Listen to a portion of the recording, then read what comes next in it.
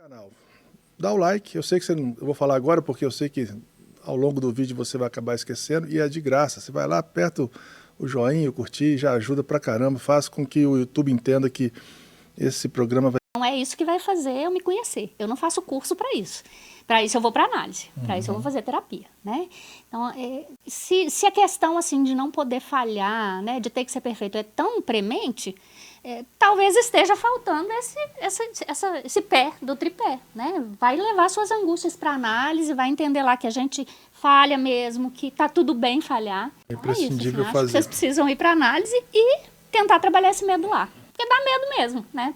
Você sai profissional, você quer sair fazendo correto, mas o correto é exatamente dar esse espaço para o outro, né? Leva depois para a supervisão sua questão. Eu vejo você falando cliente, eu falo paciente, e a gente fala analisando.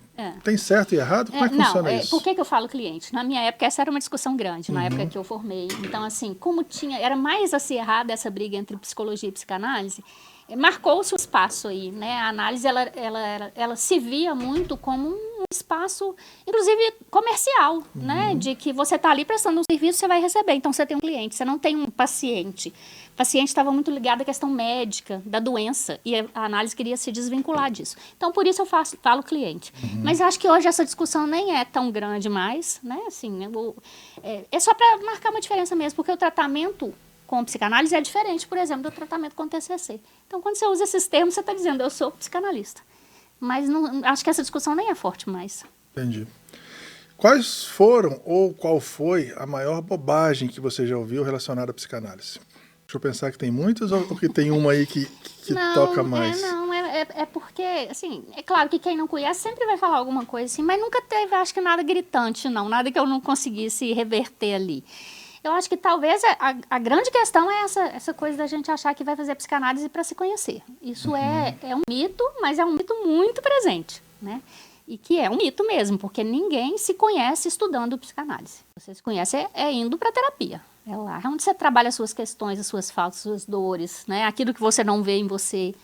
Não é lendo um livro que você vai fazer isso, principalmente um livro técnico. Mas, assim, bobagem mesmo. Teve até um livro, Que Bobagem, da Pasternak. Não sei se é a Cristina Pasternak, alguma coisa assim. Que até o Christian Dunker combateu veementemente, que ela falou que a psicanálise não tem metodologia científica. E ela comparou, botou no mesmo viés, como se fosse astrologia e tudo mais. O livro dela chama Que Bobagem, falando...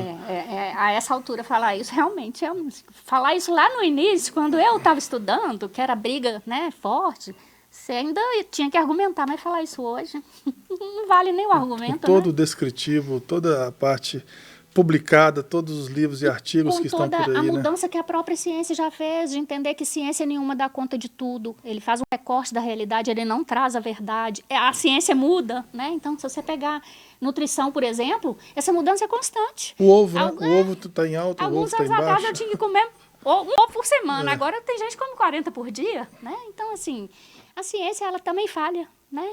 Então, assim, não tem essa coisa, é científico se for verdade absoluta, e a psicanálise trabalha com o subjetivo. É o subjetivo, mas tá ali, ó, esfregando na sua cara o tempo todo. Você não vê em você, mas no outro você vê. Verdade. Simone, se você pudesse voltar no tempo e falasse com a Simone, estagiária, igual eu cometi o primeiro equívoco lá, o que você falaria para você? Eu ia falar para eu ir para análise mais cedo, porque eu fui para análise já atendendo praticamente, assim, no final do curso. E aí você vai para o consultório com mais medo mesmo, né? Com mais insegurança, achando que você não vai saber fazer, né? É relacional, e relacionar é uma coisa difícil. Então eu falaria assim, Simone, vai se tratar primeiro, antes. Talvez tenha sido, eu teria feito essa mudança no meu percurso. E qual recado você daria para quem está começando agora numa clínica ou formando seus alunos lá do 9º, 10º período? Que recado que a professora Simone dá para eles? Bom, eu dou vários recados. Eu faço isso todo dia, né, dando aula no estágio. Eu acho que a primeira coisa tem que se tratar mesmo, né? Não, isso não é chavão, né? Não é uma máxima só para a gente ter cliente, não é. Você vai mexer com dores do outro que muitas vezes você tem e nem reconhece em você. Então, se você não se trata, você começa a se misturar com a pessoa que está ali e aí a coisa vai, né, piorar ao invés de melhorar. Uma outra questão é a supervisão. Supervisão é fundamental. Assim, supervisão me salvou em muitas situações, porque se você tá... Não é que você vai, né, ter uma muleta né? Na hora que você está ali com o cliente, é você com o cliente. Mas às vezes acontece uma coisa ali que você não sabe o que fazer com ela, que o livro não vai te ensinar, e você precisa discutir isso com alguém que tenha mais experiência. Então a supervisão, assim, formou, continua fazendo supervisão por um tempo, né? Até você estar mais seguro. Saiu da supervisão, está atendendo há muito tempo, te incomodou alguma coisa, volta, né? Vai estudar de novo, vai conversar com alguém outra vez. É um percurso de aprendizagem a vida toda, é para a vida toda isso aí. Sabe onde eu vi a importância dessa supervisão? Naquela série Sessão de Terapia.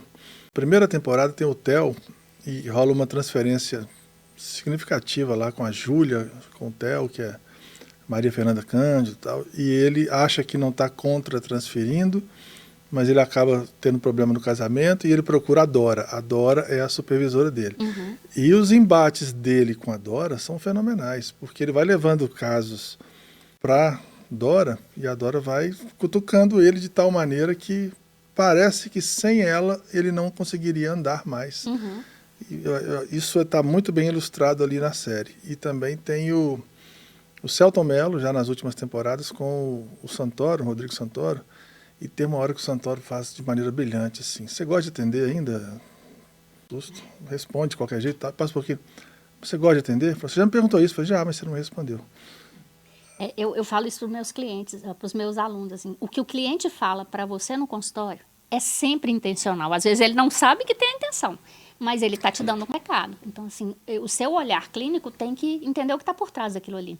Porque ele está te mostrando, às vezes você que não vê. Né? Nada acontece por acaso. Você não chega lá com raiva à toa, você não chega lá feliz à toa, você não chega lá com um discurso pronto à toa, você está mandando um recado. E ele tem que ser entendido para ser devolvido. Né? O olhar, é importante a gente falar sobre isso, o olhar do psicanalista, do analista, ele é muito maior, a tal da atenção flutuante, né? Uhum. Não é só o que se fala, né? A gente não está pensando só na palavra, a gente está olhando o manejo, olhando... É o não dito muito mais do que o que é dito. É o atraso, é a higiene da pessoa, é a marcha, se ela está bem cognitivamente falando, se ela está... É como ela só fala, tem memória. Né? O Freud está aí falando brilhantemente do discurso denegatório. Assim, eu estou negando 2 vezes, eu estou afirmando. Né? E a gente já começa, não é isso. Então né? Então é. Então é ler mesmo qual é o fio que vai ligando tudo que aparece ali, porque tem um fio. Se você prestar atenção, você vai enxergar. A primeira coisa que é dita tem relação com a última. Como é que você conduz, Simone, o primeiro atendimento? Chegou um adulto lá, uma pessoa que nunca fez psicanálise, tem 30 anos, e estou a fim de fazer porque me falaram que é bom fazer e tal. Esse primeiro atendimento, o que ele tem assim de diferente em termos de deixá-lo mais confortável com esse novo processo? Eu acho que algumas coisas, assim. Primeiro, eu preciso entender bem em que contexto ele chega. Né? Porque esse discurso é muito presente, assim, eu vim porque me falaram que é bom, eu vim porque meu namorado exigiu, eu vim porque minha mãe mandou, mas você não vai se você não quiser, né? Você pode até ir, mas se você não quiser, você nunca vai entrar em terapia, você fica só passando o tempo lá. Então é entender, é fazer a pessoa refletir um pouco, assim, o que é que de fato te traz aqui? A queixa, ele diz, mas qual é a demanda dele ali? Então isso é uma coisa, é mais tentar captar mesmo, assim, o que está ali, né, justificando essa vinda. Além disso, eu preciso explicar para ele, né? Como você disse, não é todo mundo que sabe o que é análise, né? Como não é todo mundo que sabe o que é fazer terapia, então eu tenho que explicar como é que funciona, estabelecer um contrato verbal com ele ali do que pode, do que não pode, reforçar que esse espaço é um espaço dele, que ali não tem condenação, ali não tem julgamento,